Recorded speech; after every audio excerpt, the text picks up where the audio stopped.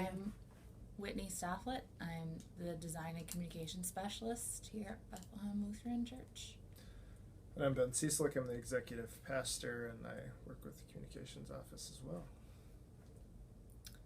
And we're giving you our top 5. I think I only have 3. Oh, okay. Well, I have 5. I had a hard time whittling it down to 5, sure honestly.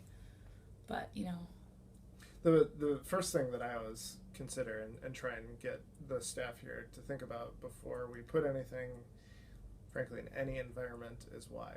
Why are you feel like this is important to share with the community? Why does it need to be put into this venue?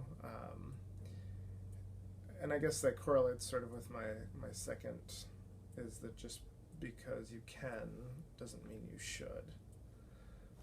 That we have an incredible amount of tools and resources at our disposal, and the temptation is to use them for all different kinds of purposes, but it might not be the right tool, it might not be the right venue, it might not be the right content. So that just because somebody has an idea, oh, this would be a good video, or we should put this on Facebook, or people need to see this on Twitter or Instagram, doesn't mean it's the right thing to be doing. Mine kind of segue really, they're probably going to kind of overlap a little bit. My first one is quality over quantity.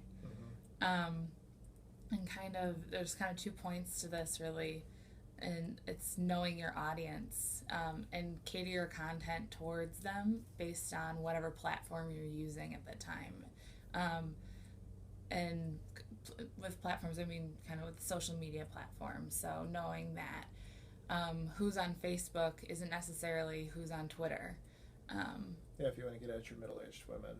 Yeah. Facebook kind of, and Facebook skews actually more towards the older generation now, and one of the fastest growing social media platforms is actually Instagram.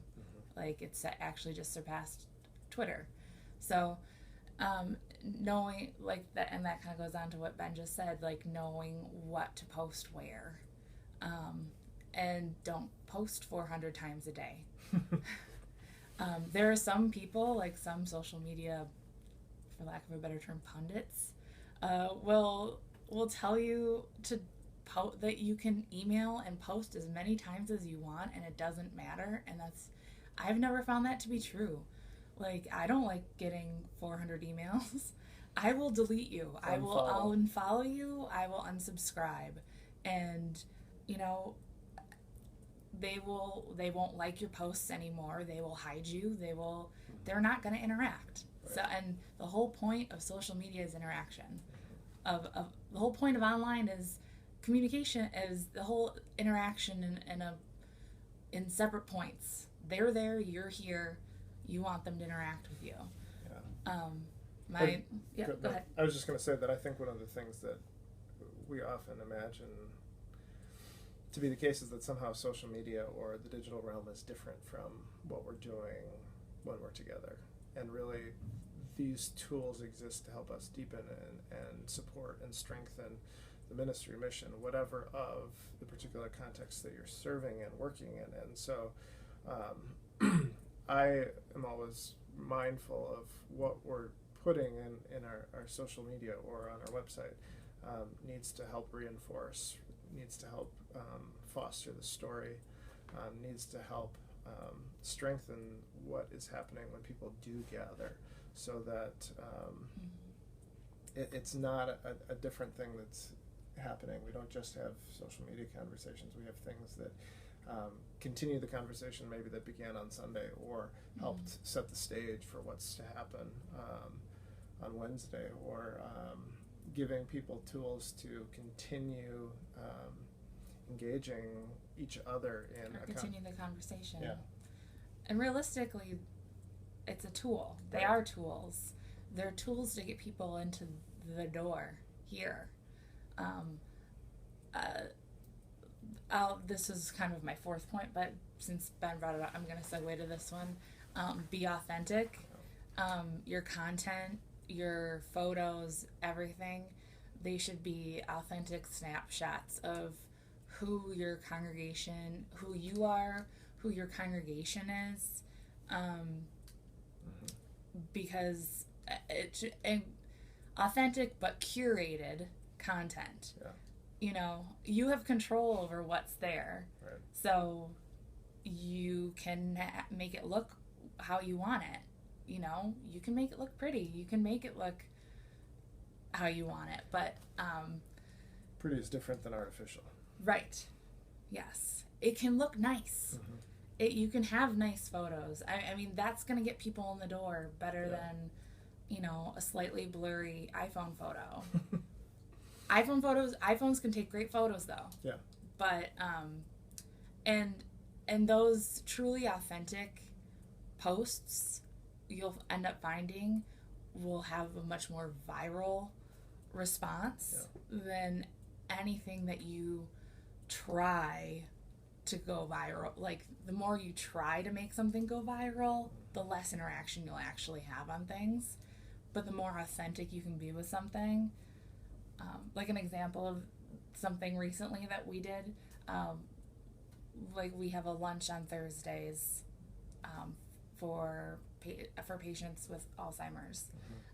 And we have two lovely ladies who cook lunch. It was for St. Patrick's Day, and they were wearing shirts that said, "It's your lucky day." And I posted that, and it got like 900 views, which is for just a photo. It was a little more than our average photo interaction. So, because I think it leveraged relationships. People know who those two women are. They know how they serve. They know how they are committed to this particular ministry. It was fun. It was whimsical, and so it was real. And it was something too that most people, even on Facebook, they won't comment a lot. They'll liking is non-committal. Yeah. You know, liking, there's nothing, you just click a button. Commenting is a lot more, like, there's a lot more to it than just clicking a button. And there are a lot of people who commented on that. And so it was a good post that really was just a spur of the moment thing. And that's when some of the greatest social media moments can happen. I think that's a great example. I think it's important to be planful. Planful, I think, goes hand in hand with spontaneous, which sounds like an odd pairing, but if you are creating and helping people think about what moments in the life of your community are happening, then you start to think about, okay, well, we should capture these things in different ways. And then you're there to catch those moments that you didn't plan for, that are unexpected. But unless you've sort of been mindful of creating that expectation that when we're gathered, when something's happening, it's worth documenting, you're going to miss it. Let's see. Less is always more. Always. Yeah. There's this is one of my actual church references, or church book references. Kem Meyer, Less Clutter, Less Noise. I have a design background, so when I first started working here, it was the first book that I was given, and it's funny. It's I don't know. It's a great book, and it's specifically about communications in the church world.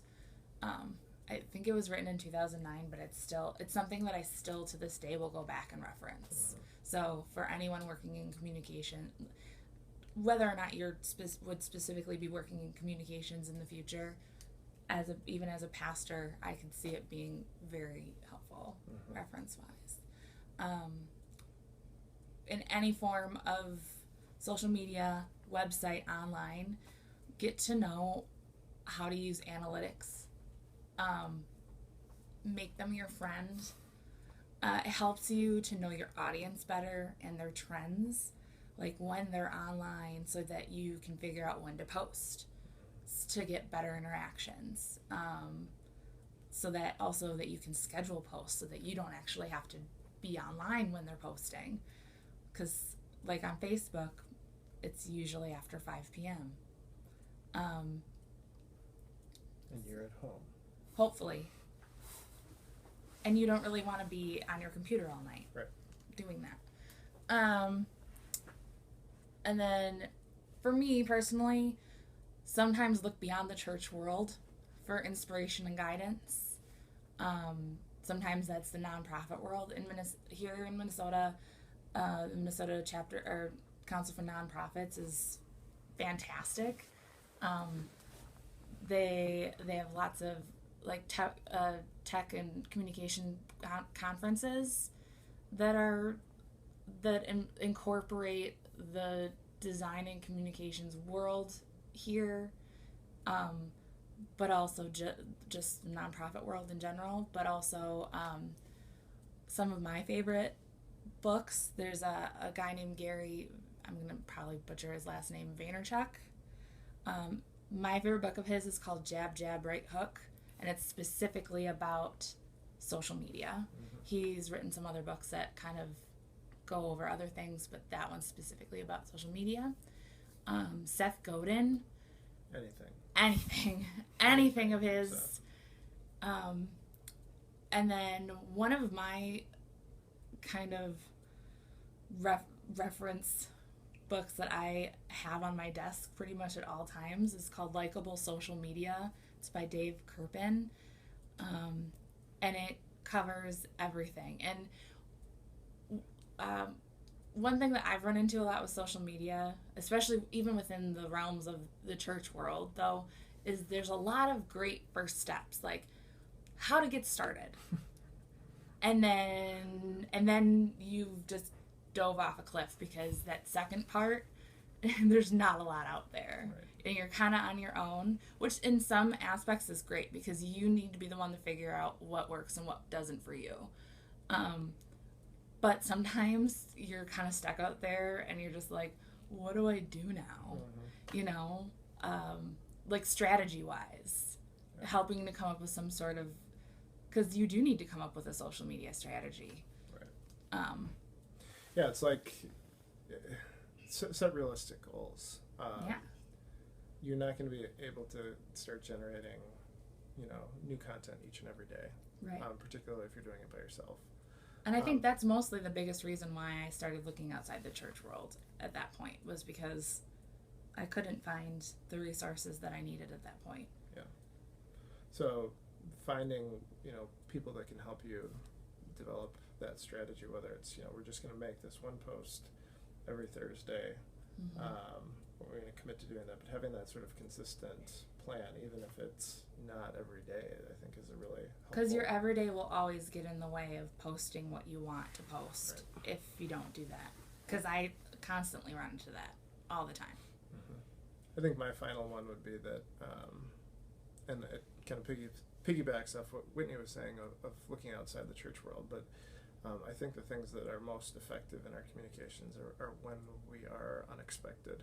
Mm-hmm. When we look for new ways to open up the biblical story, new ways to invite people to consider theology, new ways for them to just engage with the world around them.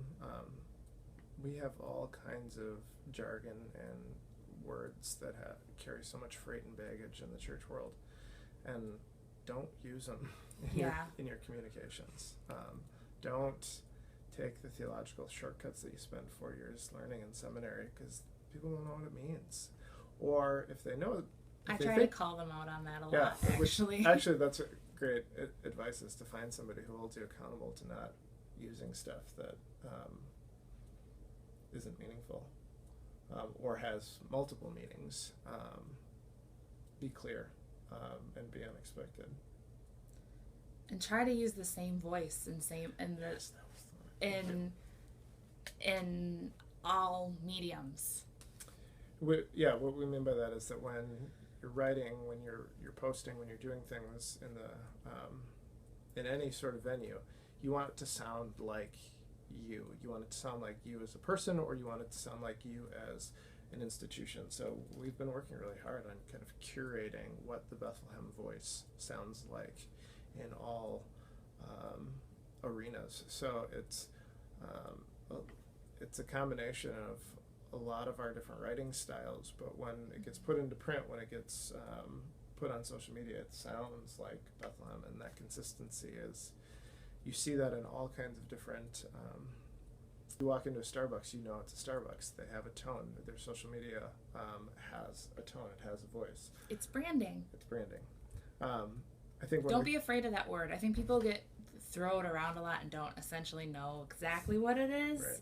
But you can brand your church. You can be a brand. And that doesn't mean you're corporate. It doesn't mean that you're selling something. Yeah. It just means you know who you are as a church. Yep. All right, we're done. Yeah.